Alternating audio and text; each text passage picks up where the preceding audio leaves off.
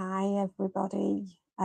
Just another case update for you today. I wanted to talk about the case of X and Y, which is about revocation of adoption orders.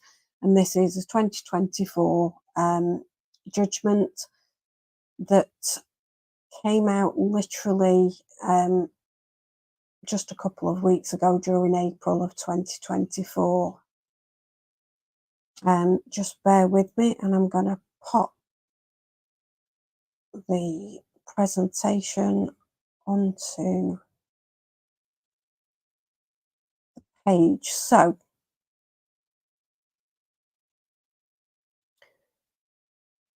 as many of you will know, and for those who don't, you will in a moment, when a court in the UK wants to make an adoption order, they have to be satisfied that no other order is appropriate for that child. So basically, it's an order of last resort. If you can keep a child within their birth family, then that is the most effective and best solution for that child, as long as they can be cared for safely. But if they can't be cared for safely in that environment, then the next best thing might be placement with relatives or with family friends, so that they stay kind of in the wider birth family.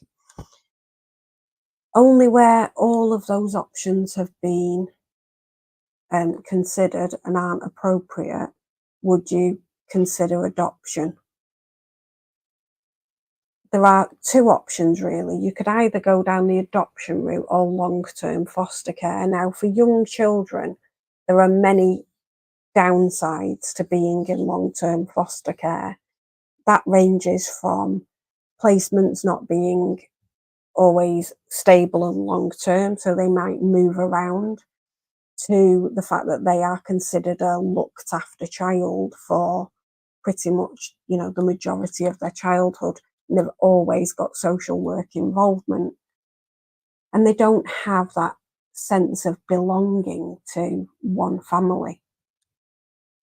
So they look at adoption as an opportunity for that child to have their forever home and their forever family.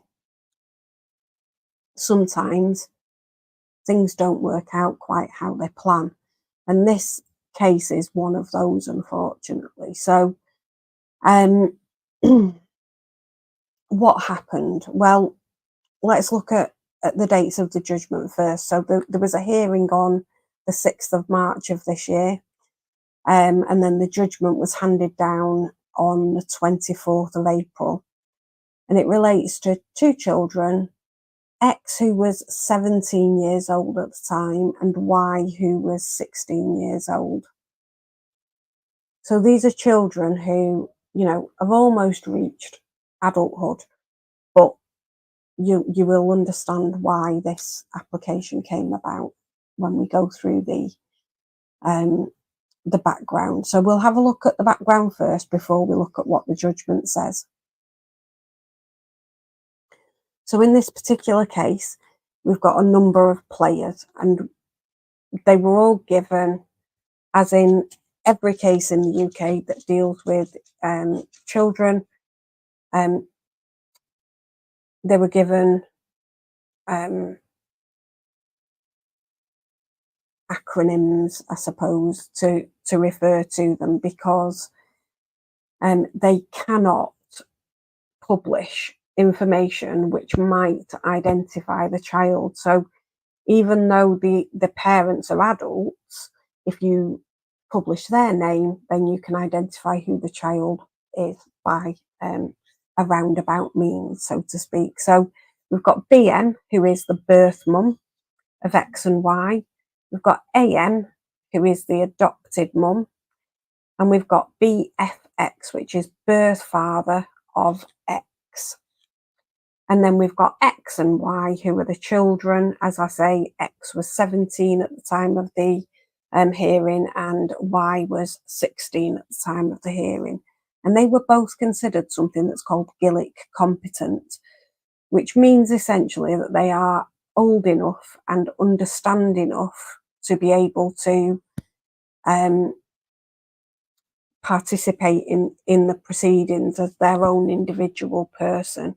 And so instead of having just the children's guardian looking after their rights, they can have their own separate representation.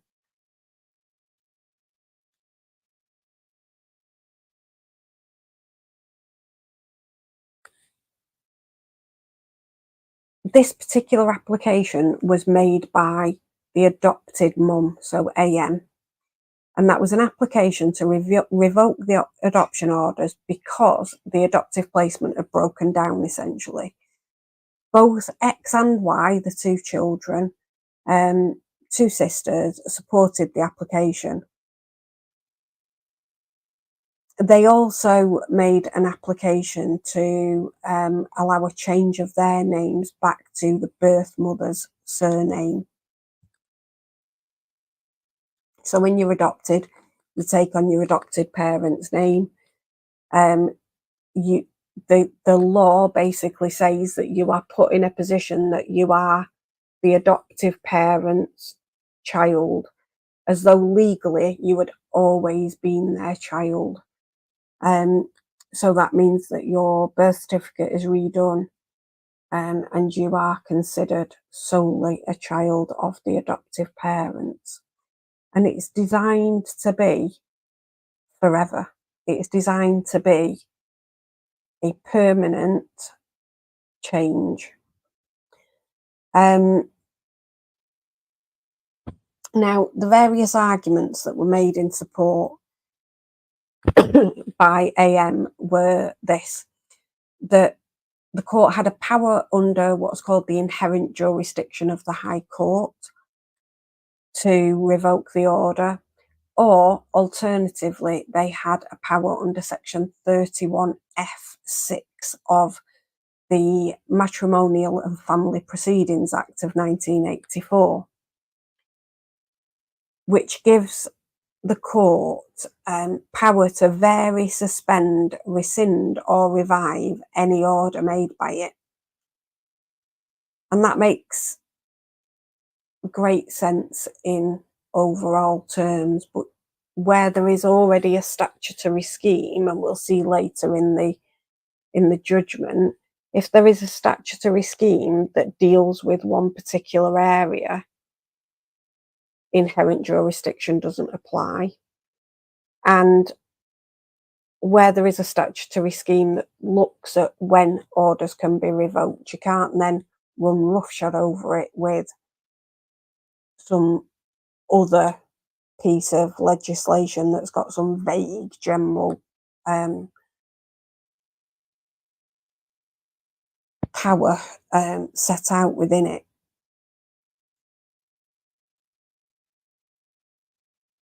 So what happened in this case? What was the background? So care and placement orders were granted by the Family Court on the 12th of August of 2010. So a final care order basically says parents no longer have parental responsibility, and the local authority becomes the parent for that child. And it's a final order. But the placement order gives one extra step, and that says you can place these children for adoption. But it's not an adoption order. There's then a matching process that matches the child and a potential prospective adopter. And at that point, the adopter applies for an adoption order.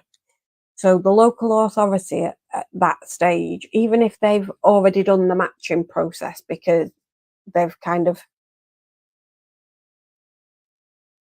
done something called twin tracking, where they basically have an understanding that this case could lead to placement orders, and they kind of are looking at potential families in the run-up.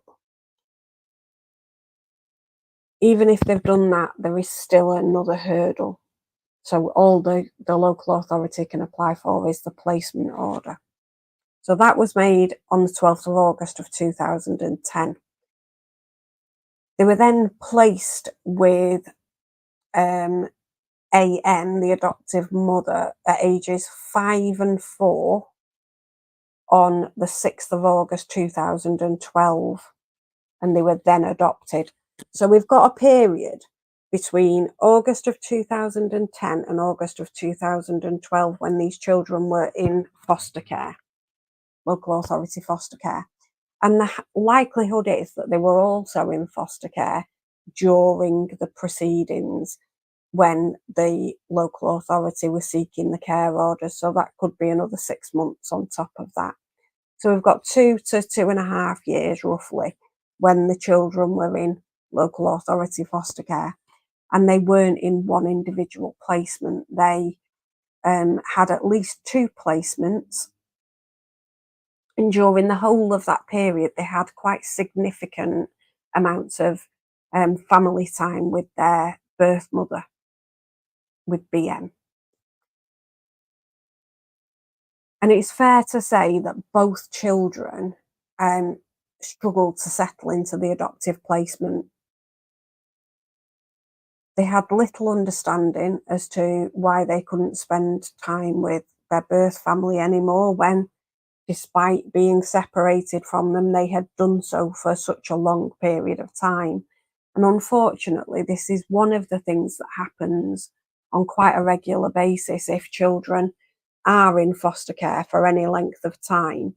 The longer that period and the longer the period they're separated from their family but are able to see them regularly, the harder it is to attach to an adoptive parent should they be matched with a prospective adoptive family.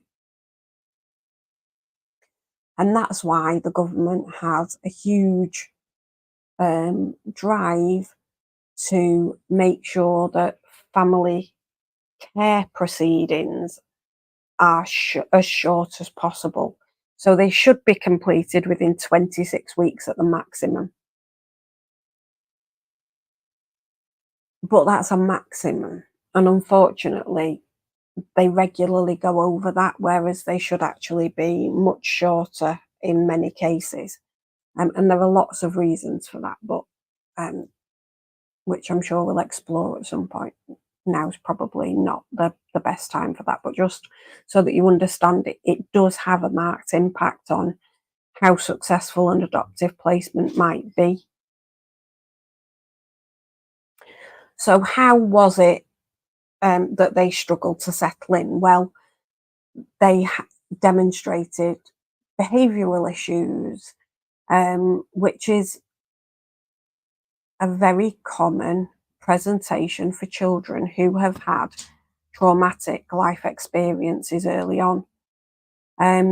They completed therapeutic life story work, so that is explaining to children across a period of time in a therapeutic way how they've ended up where they've ended up and why. What was it that stopped their parents from being able to care for them safely? So very early on, AM, the adoptive mother, concluded that because of these difficulties and the presentation of the girls,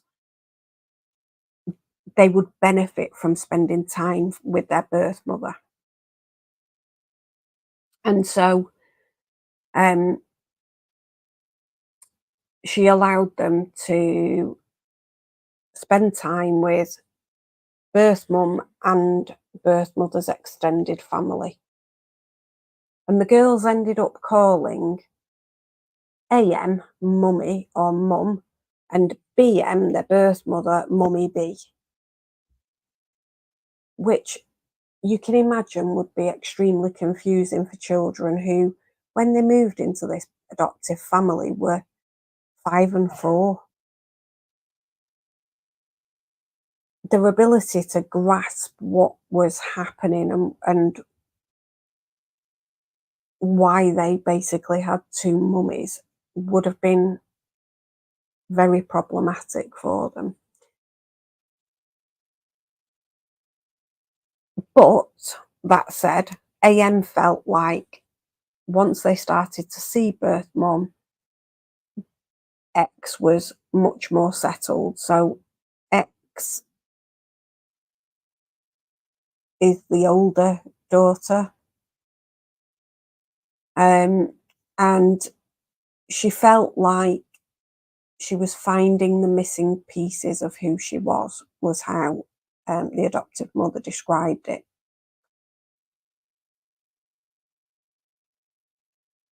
BM went on to have a third child, Z, we'll call them, who lived with the maternal grandmother under what's called a special guardianship order. But Z was returned to BM's care in September of 2015. Now, imagine that you are X and Y. You're seeing your birth mother on a regular basis. Your brother or sister, your sibling, is returned to your mum's care, but you aren't. Again, extremely confusing time. BM also went on to have two more children with a different father. And they remained with her throughout, so they were never removed from her care. So she'd clearly got her act together to a certain extent, and certainly to a good enough extent that she was able to keep those children in her care. And then between 2017 and 2019, X wanted to live with BM and Y wanted to stay with AM. So this then gets very confusing. You've got one child who wants to stay with you as the adoptive parent. You've got the other child who wants to go and live with their birth mother. Chances are they want to stay together. So you've then got these children being pulled in every direction.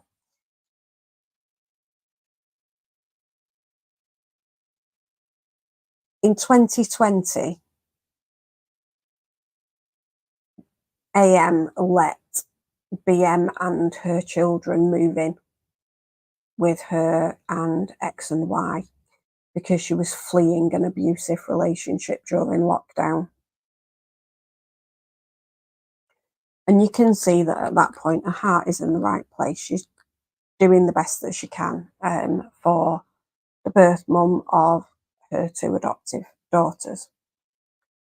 Unfortunately, as is often the case, where you've got separate sets of parents, whether that be who have separated from within a relationship, or in this case where you've got foster carers and birth parents, or adoptive parents and birth parents, that relationship broke down between AM and BM.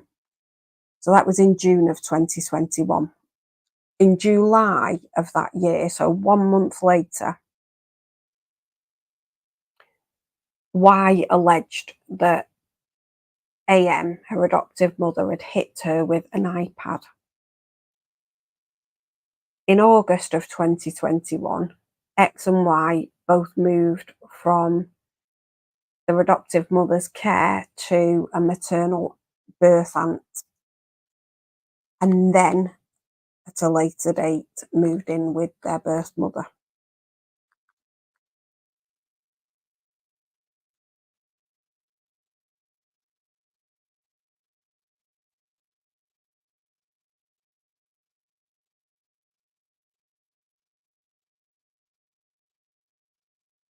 Some point following that, between August of 21 and May of 2022, X decided that she wanted to return to the care of her adoptive mother.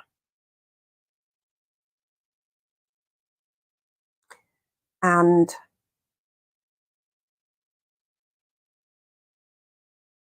unfortunately,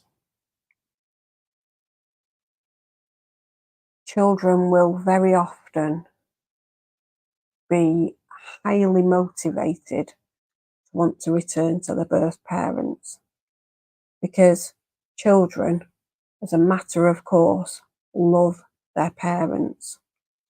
What that does not mean is that those birth parents are best placed to look after them at any given time.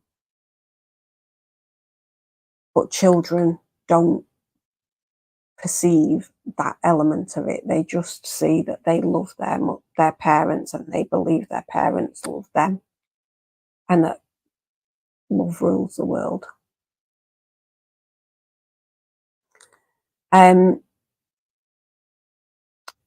And then in May of 2022, X was introduced to her birth father. So this is BFX, birth father X, and moved to live with him. Now, this is a person who hadn't been in her life for the majority of her life. But she decided that, she would take her chances, and she wanted to move in with him. And then in November of 2022, both the birth mother, BM, and the birth father of X, BFX, had positive parenting assessments. So when social workers are involved with a family and they are trying to decide whether or not a parent is safe to parent a child, they will do what's called a parenting assessment, and it's done over several sessions, and they look at all manner of different things, right from your own childhood history and your relationship history, through to understanding what you know and how insightful you are about the various concerns that the local authority and the social work team have about your ability to care for the children. And it can include all sorts of things, hair strand testing to check for drugs. It can include observed family time sessions where they're looking to understand, particularly for very young children, whether you can actually physically meet the needs of the child.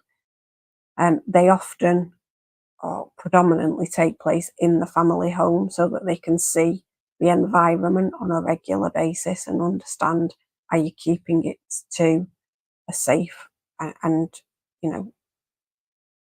good enough standard. So they both had positive parenting assessments. And then on the 23rd of November of 2022, the social worker recorded the following in terms of the girls' wishes and feelings, because they will always take a child's wishes and feelings into account, and particularly the older you get, the more weight is given to your wishes and feelings. Most specifically because as you get to be an older teenager, you will vote with your feet. If you put where you don't want to be, you will just go of your own accord. So they will do their best to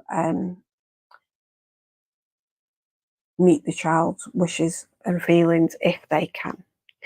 So this is what she recorded. Y wants to stay with a birth mother. And she said this: I've never had the proper love from a mum, but my mum gave birth to me, so we have that connection. And she has just tried to make sure that the last bit of my childhood has been good. X said that she wanted to stay with her father, BFX, but still wanted to see AM, the adopted mum, more often, as she liked spending time with her. So in November of 2022, that was their wishes and feelings. Y wanted to stay with birth mother. X wanted to stay with birth father, but still see adoptive mother.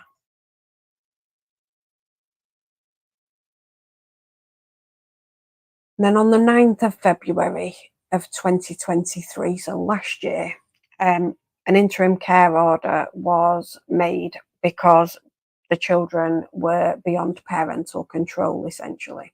So remember, they are currently the children of AM. So an interim care order was made, and then that changed to a supervision order and a child arrangements order. Now, a child arrangements order regulates who lives with whom and who sees whom and when they see them. And essentially, the court used it to regulate the existing placements. So, Y with BM and X with BFX. And that gave them parental responsibility, which means that they can make decisions on a day-to-day basis about those children. Bearing in mind they were already in those parents' care, but their parental responsibility had been taken away when the children were adopted. So this gave them that parental responsibility back. Then on the 17th of March of 2023, the children's guardian, who basically is an advocate and a representative for the children, just within the court proceedings, met with Y. And at that point, she said that she wanted to stay with the birth mother, didn't want the adoptive mother, AM, to have parental responsibility for her. A month later, April 2023, the children's guardian met X, and she said that I want to stay with my birth dad and have a relationship with AM, my adoptive mum. So then the guardian needs to write their final analysis and make recommendations to the court. That's what their role is. They're independent of both the parents and of the local authority. So their role is just looking at what's best for the children.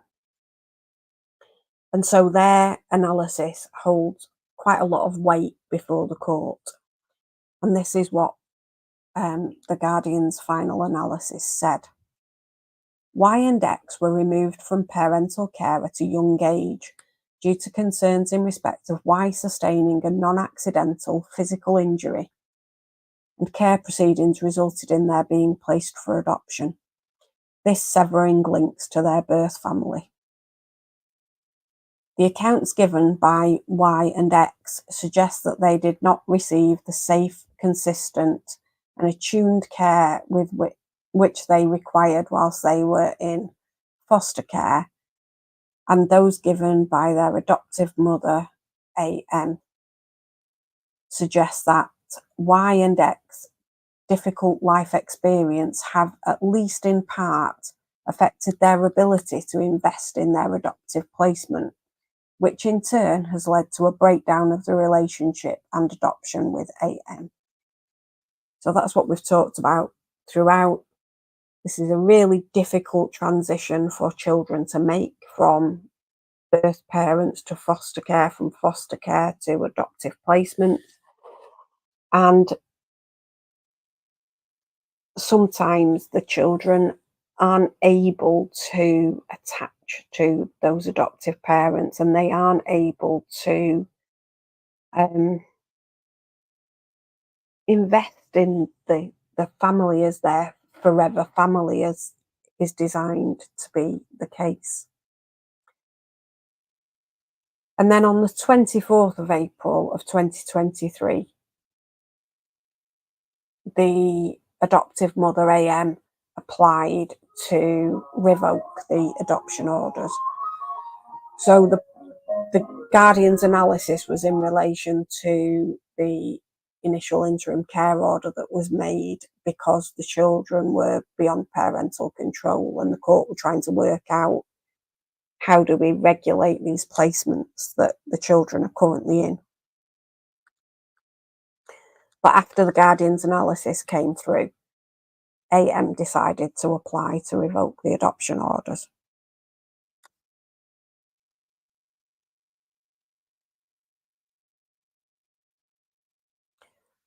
So on the 5th of May of 2023, the court made a child arrangements order that said Y is to live with her birth mother and X is to live with her birth father. And it also granted a supervision order to the local authority for 12 months. So that would basically run until the 4th of May of 2024. A supervision order means that the local authority are able to befriend and assist a young person or child. And basically put support in place that will enable the placement to work in a safe manner. Doesn't always work, but that's the goal of a supervision order. They're made where it's clear that the children ought to be placed back with their family, but the court are not completely satisfied that no order is appropriate.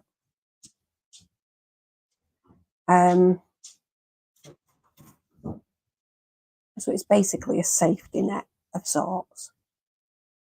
And there is always, when a supervision order is made, the court also insists that the local authority draw up a support plan, that a supervision order support plan, which sets out what the local authority are going to provide and what the parents need to do to make the placement work.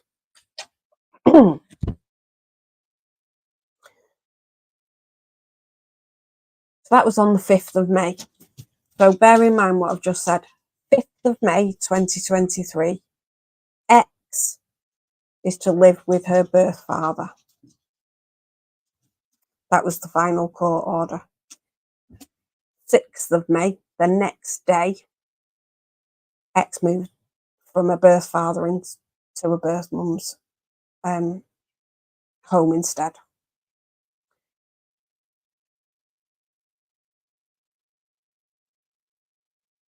Then,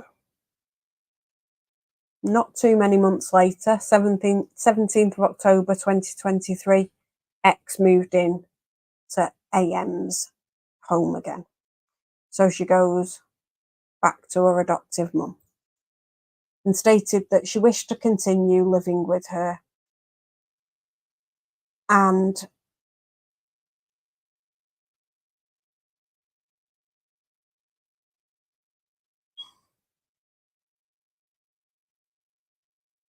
so we've got Y is relatively settled with a birth mum from August of 2021, but X has changed her mind and moved around left, right and centre between birth mum, birth dad and adoptive mum. So of course the judges then got to work out what to do. On the 1st of November of 2023, the judge met with Y by Teams link, and she said, I support the application to revoke the adoption order. But it was clear that X wasn't quite as settled in her opinion, so the court adjourned in November so that she could reflect on her position. She was at that point living with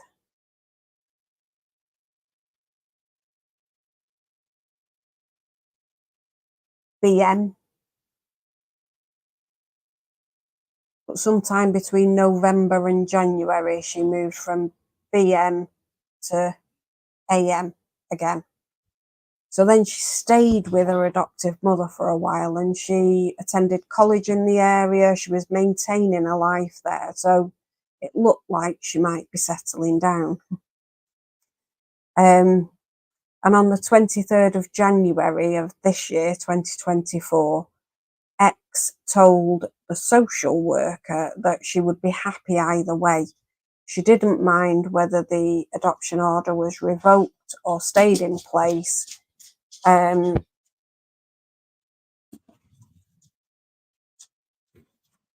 Y maintained that she supported the adoption order being revoked. And she wanted to be unadopted, in her words, and to change her name back to her birth mum's surname.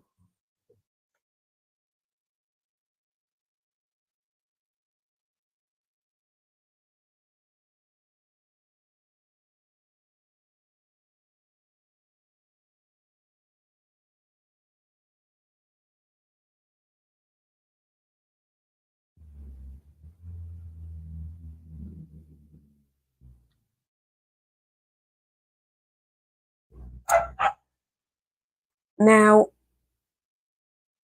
on the 15th of February of this year, X moved from AM's care back into BM's care. And then on the 16th of February, changed her position to say that she supported the application to revoke the adoption order. She met with the judge on the 6th of March. So that's the date of the hearing. And at that point said that she supported the application for the adoption to be revoked.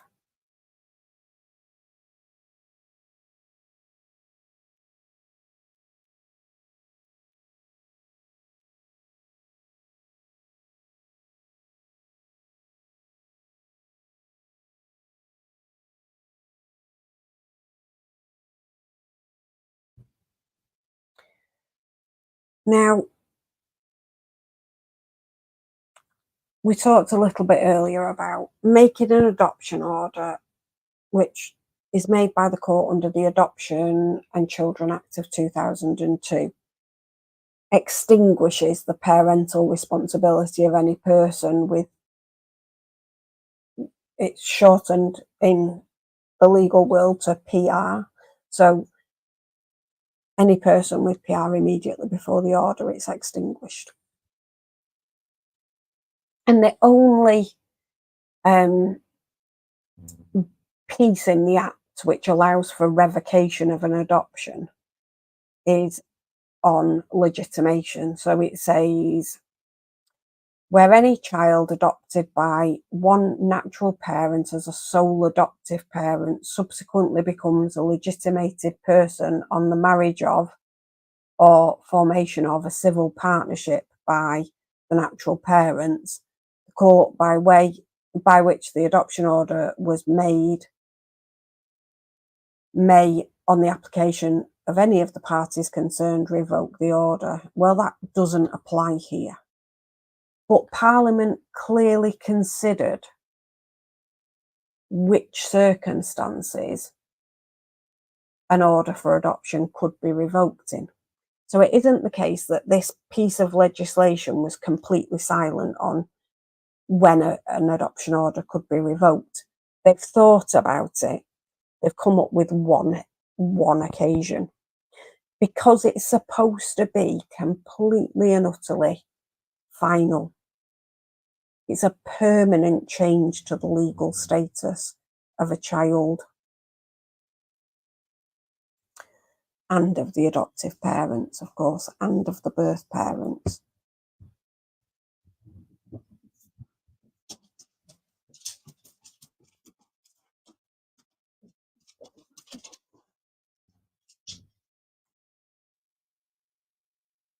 there are a couple of cases which are really relevant to this particular application. So I'll go through those and then we'll look at what the judgment says. But in the middle, I will show you the list of cases that were referred to during this court hearing, because I think it's important that you can see the full list. And then if you want to go away and research it in more detail, you can.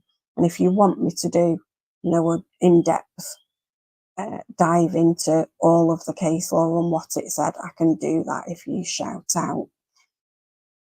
But first of all, we've got RE-B.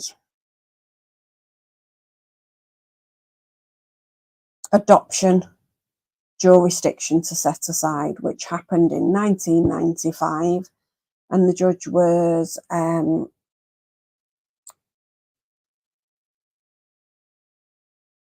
the presiding judge was Lord Justice Swinton Thomas, but also there was the Master of Rolls, Lord Bingham, and at paragraph 251, he observed that the act of adoption has always been regarded in this country as possessing a peculiar finality. This is partly because it affects the status of the person adopted, and indeed, adoption modifies the most fundamental of human relationships, that of parent and child. It effects a change intended to be permanent and concerning three parties. The first of these are the natural parents of the adopted person, who by adoption divest themselves of all rights and responsibilities in relation to that person. The second party is the adoptive parents, who assume the rights and responsibilities of parents in relation to the adopted person. And the third party is the subject of the adoption, who ceases in law to be the child of his or her natural parents and becomes the child of the adoptive parents. And at 253, they went on to say, an adoption order is not immune from any challenge. A party to the proceedings can appeal against the order in the usual way. The authorities show, I am sure correctly, that where there has been a failure of natural justice and a party with a right to be heard on the application for the adoption order has not been notified of the hearing or has not for some other reason been heard, the court has jurisdiction to set aside the order and so make good the failure of natural justice. I would have little hesitation in holding that the court could set aside an adoption order which was shown to have been obtained by fraud. So we can see here that the judge is talking about setting aside rather than revoking, and that is slightly different, because what they're saying is the order is null and void for some reason, so some failure of natural justice or some significant error in the law in the way that it was obtained.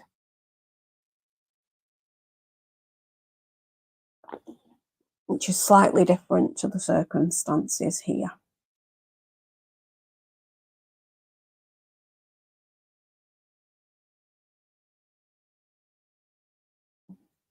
And then we've got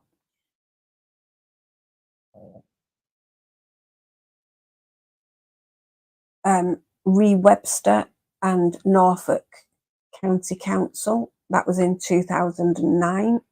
And that's a Court of Appeal case. Where at paragraph 149, the judgment stated this. This is a case in which the court has to go back to first principles. Adoption is a statutory process. The law relating to it is very clear. The scope for the exercise of judicial discretion is severely curtailed. Once orders for adoption have been lawfully and properly made, it is only in highly exceptional and very particular circumstances that the court will permit them to be set aside. And then at 163, it stated this: the question, therefore, is whether or not a substantial miscarriage of justice, assuming that this is what has occurred, is or can be sufficient to enable the adoption orders in the present case to be set aside. And then in Re K, Adoption and Wardship in 1997, an adoption order was set aside in circumstances where there had been, in the court's words, inept handling by the county court of the entire adoption process and failure to comply with the requirements of the adoption rules, procedural irregularities going far beyond the cosmetic, a fundamental injustice to the child since the wider considerations of her welfare were not considered, and no proper hearing of the adoption application. Lord Justice Butler Sloss said at paragraph 228 that there are cases where a fundamental breach of natural justice will require a court to set an adoption order aside. So we can see there that there are some occasions where a court can set aside an adoption order, but nobody in this case is saying that the adoption order was improperly made.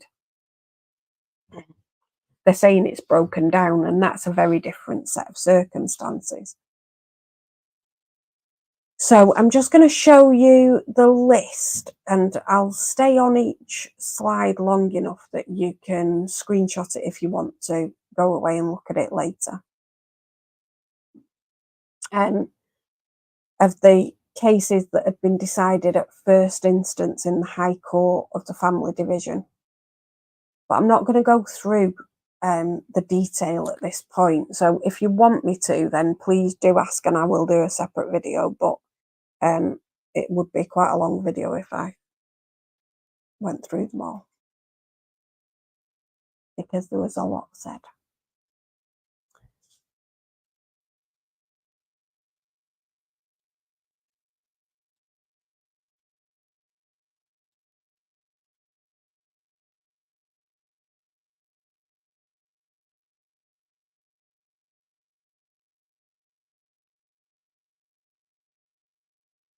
Okay. Right, now let's look at the actual judgment in this case, and it does go into a little bit about what the case is. So the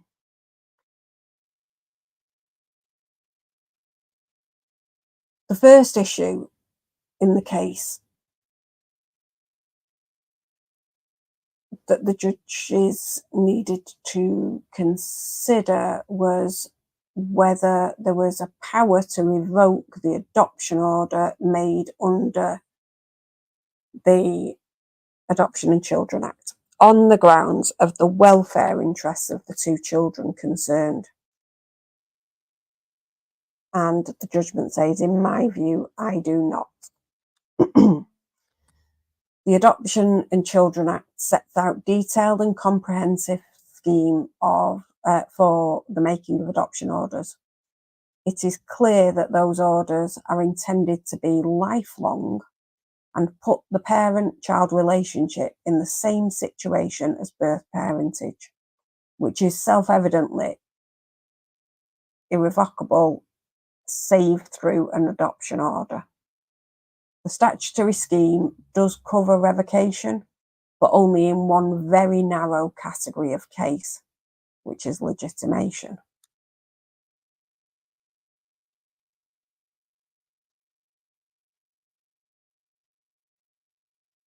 So the judge went on to talk about the position that was being advanced by the parties and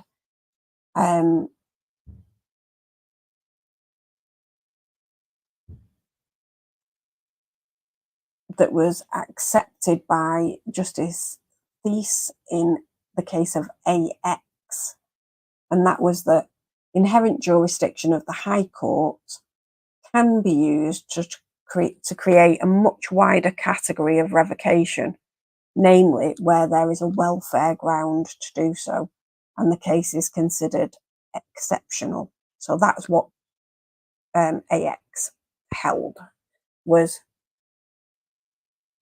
there's got to be a welfare ground, so it's in the child's best interest for the order to be revoked, and that there are exceptional circumstances. So it had those two prongs to it. And that the Court of Appeal has accepted a power to revoke under the inherent jurisdiction in cases where there has been a fundamental procedural irregularity, such as in the case of Webster. It's not entirely clear why those are not cases where an appeal against the order could not have been allowed out of time on the grounds of a breach of natural justice. So instead of saying we'll revoke the order, it would be you can appeal the making of the order in the first place, but late, basically. On one analysis, the orders were never validly made because of the procedural error, and therefore were either void or voidable. So revocation is only one legal mechanism that could have achieved the desired result. If the order is void in public law terms, then there would have to be some legal mechanism to set it aside. But in any event, the case law is binding upon the judge in this particular case, and there is therefore undoubtedly a category of case where the power to revoke or set aside an adoption order under inherent jurisdiction exists. So inherent jurisdiction is this safety net, which says that where there isn't a statutory provision, so there is an Act of Parliament that cover a particular area, and there is a need for the court to be able to make a decision in a particular set of circumstances, then you can look to the court's inherent jurisdiction.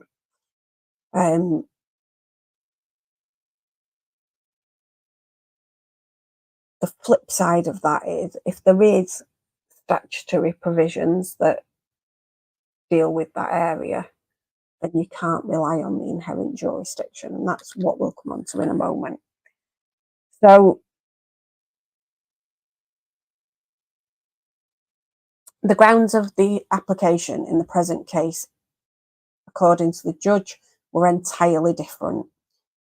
They didn't relate to the validity of the adoption orders when made, but were based on a subsequent change of circumstances, namely the breakdown of the adoption. And the application was made solely on welfare grounds, essentially, not on the grounds of any procedural irregularity. And therefore it falls outside of the scope of any of the binding Court of Appeal authorities. I've just been joined by one of the pooches. Chaos is my very favourite lurcher rescue.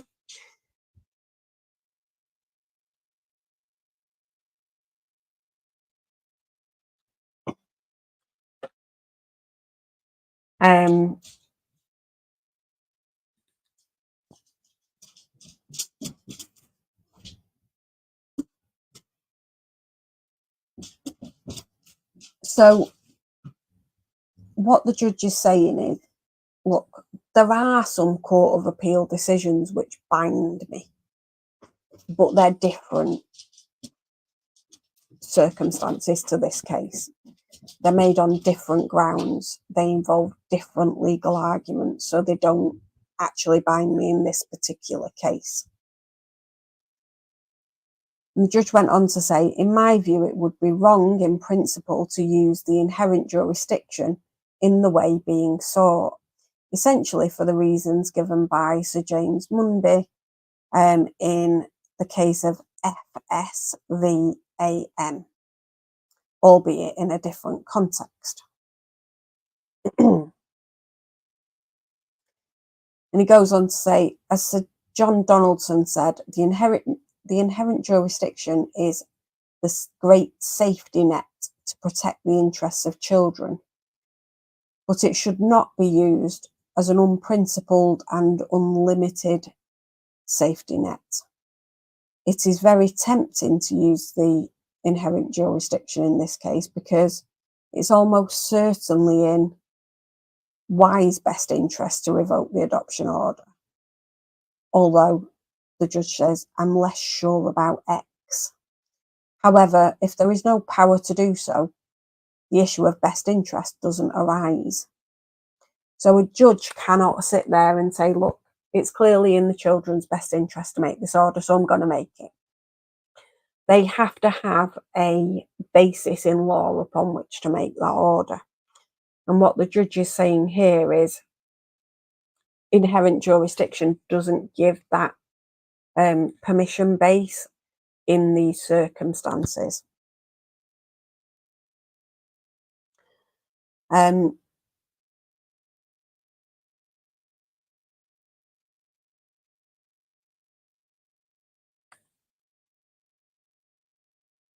the judge goes on to say, it is clear from the case law cited above that the inherent jurisdiction cannot be used where there is a statutory scheme which covers the same ground.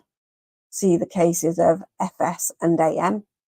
But fundamentally, going back to the principle set out in the Kaiser Royal Hotels case, which is an older case.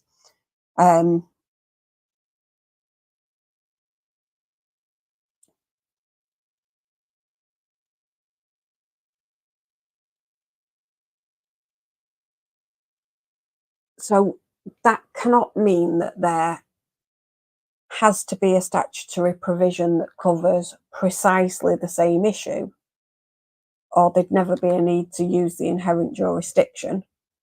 The point of the cases referred to is that where Parliament has created a comprehensive scheme, then the court can't use the inherent jurisdiction to add provisions into that scheme or to cut across the scheme and make a decision different to the powers that are provided by the scheme.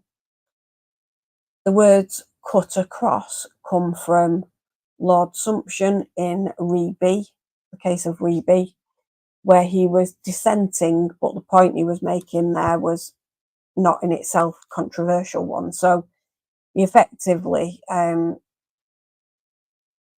made the same point that Sir John Dyson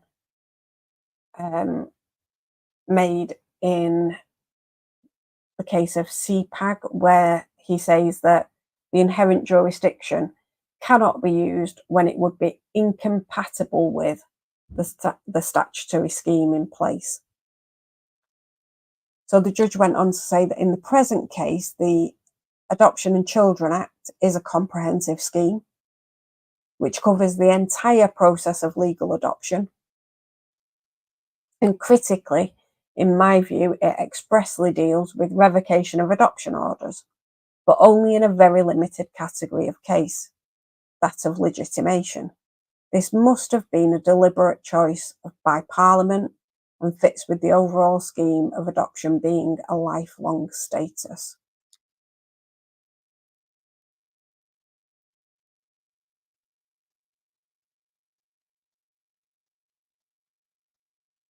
This must have been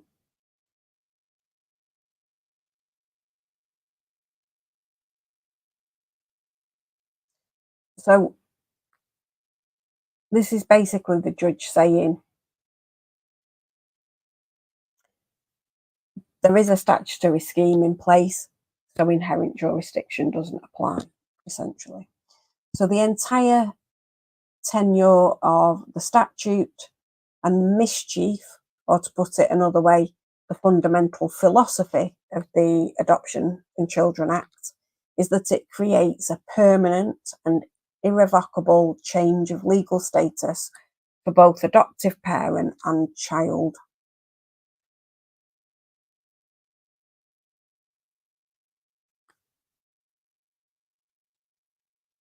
So you can see that the judge here is saying, look, if you then use the inherent jurisdiction to provide more ways to revoke that order, you're basically messing with the fundamental philosophy behind the act.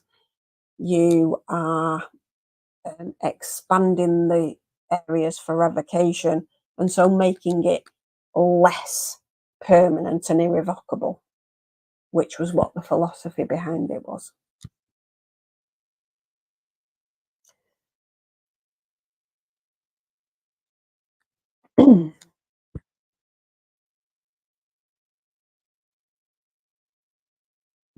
So he goes on to say, this is not a situation where it can be argued that Parliament simply didn't contemplate the problem which the inherent jurisdiction is being relied upon to address. Although adoption breakdown may perhaps be an increasing issue, it will certainly have been well within the contemplation of Parliament in 2002, and indeed when Parliament considered earlier adoption statutes. I did request counsel to do a Hansard search. So what the judge is talking about here is Hansard is parliamentary notes of what was discussed when they were deciding about whether or not to make the act.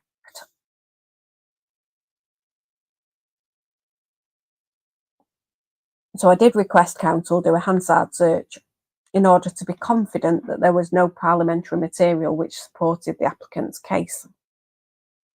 However, I am satisfied that the statute itself is clear in the sense that there is no wider support for any wider power of revocation. So the tests in Pepper and Hart are not met. That's another case. And therefore the parliamentary material is not admissible to the court. I note, for the avoidance of any potential misunderstanding, that the material wholly supports an analysis that the statute was intended to create an irrevocable status. So the judge there is saying, we can't look at the material during the judgment, but we've checked outside of the court and it supports the fact that there shouldn't be any wider power to revoke. And the judge goes on to say this: I am very conscious that at least 3 High Court judges have found a power to revoke an adoption order on welfare grounds. However, in none of those cases was the case law or the limitations to the use of the inherent jurisdiction cited in the judgments. There was no consideration on the restrictions on the use of the inherent jurisdiction described by Sir James Mumby in FS and AM. And in each of those cases, the judges referred to the power to revoke on welfare grounds only being used in exceptional cases. It might be argued that it is appropriate to use the inherent jurisdiction in something that is truly an exceptional case, because Parliament cannot have been expected to contemplate such a situation arising, and therefore, in a sense, it falls outside of the statutory scheme. However, in my view, such an argument would be wrong. Firstly, as I have set out above, the prospect of an adoption breaking down and it being in the welfare interest of the children to revoke the order is something that would have been well within the contemplation of Parliament. And secondly, it is not clear to me how truly exceptional the situation that arises in the present case actually is. The court ordered the parties to investigate the evidence on the breakdown of adoption placements. However, producing a solid statistical basis has proved impossible. The only statistics produced have a figure of 4 to 9% of adoptions breaking down, although it is not clear precisely what that means. In any event, this figure suggests that adoption breakdown is far from being an exceptional situation. So again, the judge is saying here, look, I understand why you might say the inherent jurisdiction can be used if it was truly an exceptional set of circumstances that Parliament absolutely won't have considered, but this isn't one of those. It's just a bog standard. The adoptive placement broke down.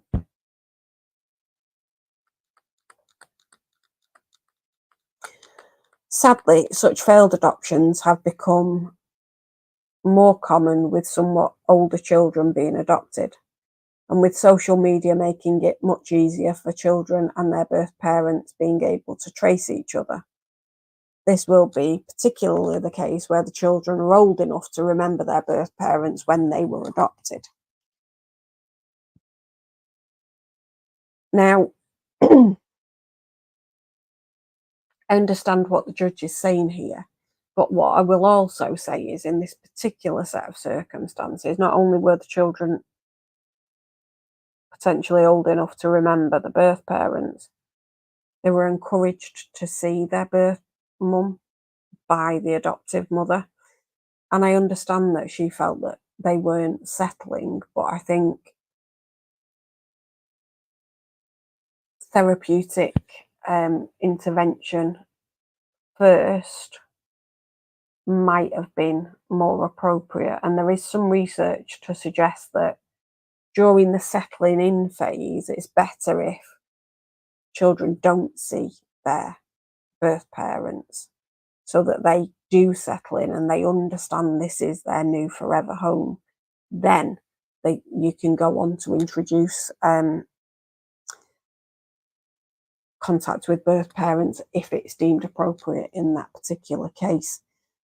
So there is currently a move towards allowing contact with birth families for adopted children.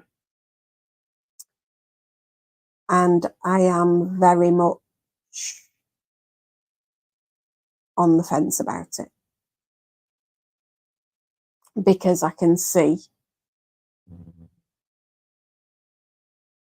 that it might reduce some of the trauma about not understanding why my birth parents don't want me anymore. And I can say firsthand from an experience with a person who is adopted how traumatic that can be, particularly as you get to your teenage years and you are trying to understand who you are and where you came from.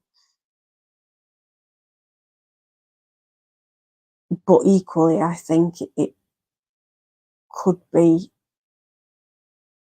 truly traumatizing to be pulled in two different directions by two sets of parents who you love dearly. So I think that there is probably a happy medium, and I think that each case needs to be looked at as its own individual set of circumstances, because I think different children will react differently to different setups, and it needs to take into account the children, the birth parents, and the adoptive parents when deciding what is appropriate. And I think that we need to make sure that we've got professionals who are trained well enough to be able to make those determinations and help families to make those determinations. And that training is going to have to be highly specialised. Otherwise, I think we may find ourselves in a position where we've got many more broken down adoptive placements.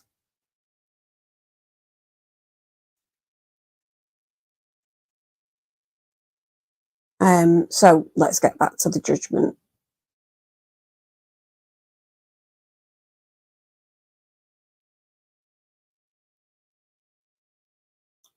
So the judge goes on to say, it is submitted in this case that the exceptional circumstance is that it is the adoptive parent who is seeking to revoke the adoption orders. So you would normally get an application from the birth parents, potentially even the child, but more likely than not the birth parent. But in this case, it's the adoptive parent, and what they're saying is that's the exceptional circumstance.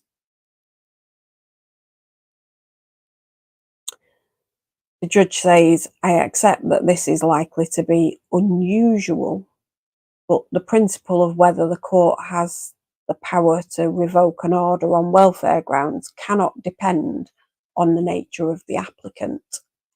It might well be the case that in circumstances where the children were the applicant, an adoptive parent would agree to the revocation if they thought that it was in the child's best interests. And then the judge goes on to say this: I can deal much more swiftly with the submission that section 31F(6) of the Matrimonial and Family Proceedings Act gives the power to revoke an adoption order. This has been a controversial provision where the breadth of the language used has led to considerable litigation and uncertainty over the scope of the power and whether it applies to final orders. So the judge refers to the following cases. So we've got CB and EB, with Justice Mostyn as the judge. And then we've got N and J with Justice MacDonald as the judge, and Re A and B, where Justice Cobb was the judge. None of those cases were adoption orders.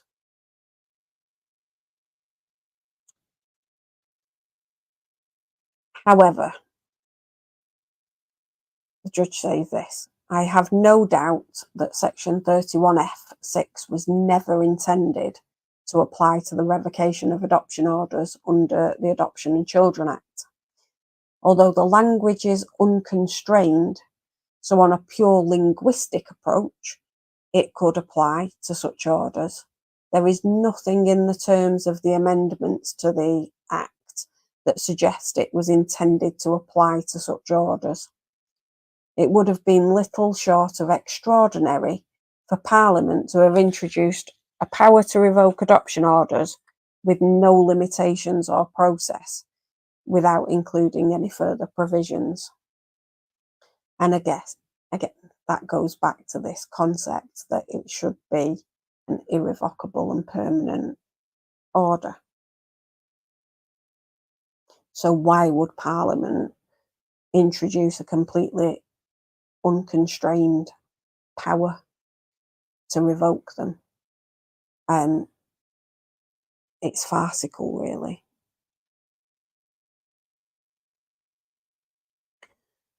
So the judge went on to say, a broad and unfettered power to revoke pursuant to section 31F(6) would be obviously contrary to public policy considerations in respect of the finality of adoption orders that are referred to in the case law set out above.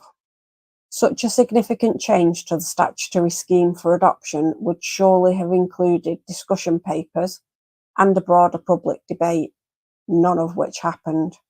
Therefore, although the argument is an ingenious one, it is, in my view, clearly wrong. For these reasons, in my view, I have no power to revoke the adoption orders on the grounds of the children's welfare, and I therefore must refuse to do so.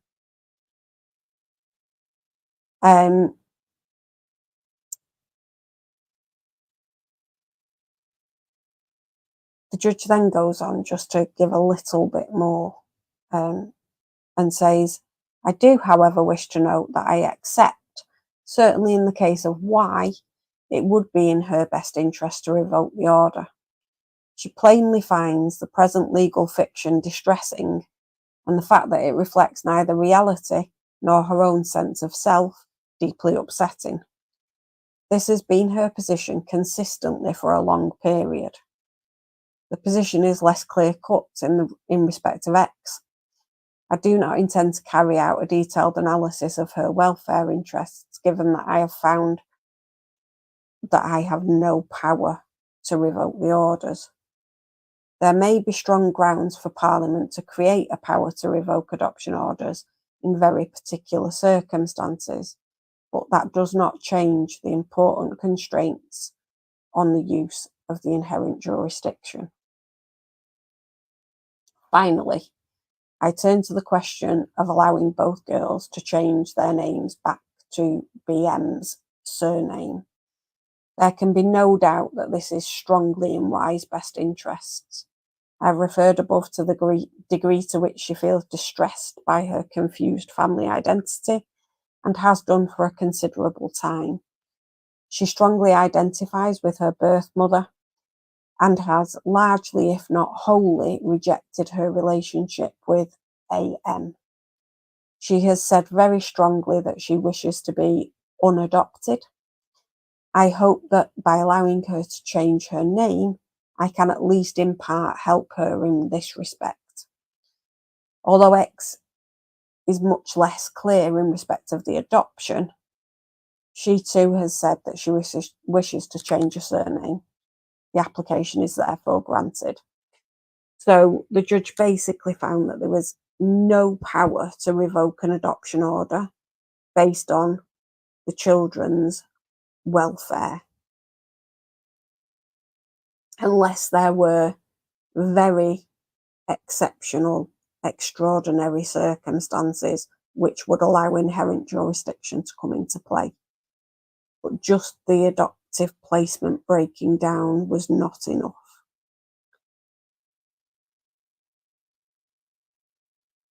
And that whilst they'd come up with an ingenious application in terms of this section 31F6 of the the other Act of Parliament, that was absolutely not appropriate to use in terms of revocation of adoption orders. Hope you found that helpful. If you do want me to deep dive into the rest of the High Court judgments that this judge said weren't binding on him, and in fact, whilst the power had been found by those judges to revoke orders, he wasn't particularly impressed with the findings that have been made. So I can do a deep dive into them, but I think this particular case will be the one that's the binding case going forward in any similar circumstances. So if you found it helpful, please, if you could hit the like button, because it will really help me to grow the channel. And if you can subscribe if you're not already a subscriber.